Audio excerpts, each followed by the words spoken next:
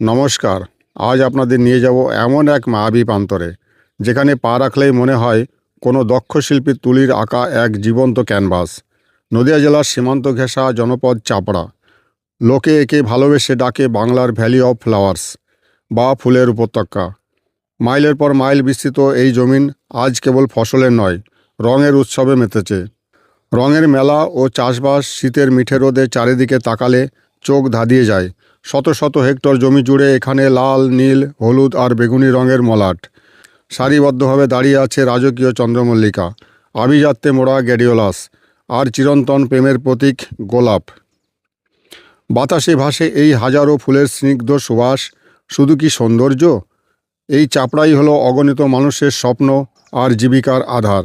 এখানকার কৃষকদের নিপুণ হাতের ছোঁয়ায় ফুটে ওঠা ফুল পৌঁছে যায় দেশের বিভিন্ন প্রান্তে, এমনকি ভিন রাজ্যেও বড় বড় মণ্ডপেও। ঋতু বদলায়, কিন্তু চাপড়ার এই বর্ণিল রূপ কখনো ফিকে হয় না। ভিড়ের মাঝে এক চিলতে শান্তি। শীতের মরশুম আসতেই নির্জন এই গ্রাম্য পথগুলো লোকে লোকারণ্য হয়ে ওঠে। পর্যটকদের ভিড়ে তখন এখানে তিল ধারণের জায়গা থাকে না। কেউ আসেন প্রকৃতির এই অপার দানকে ক্যামেরা বন্দি করতে, কেউ বা আসেন নাগরিক কোলাহল ভুলে ফুলের গন্ধে শ্বাস নিতে।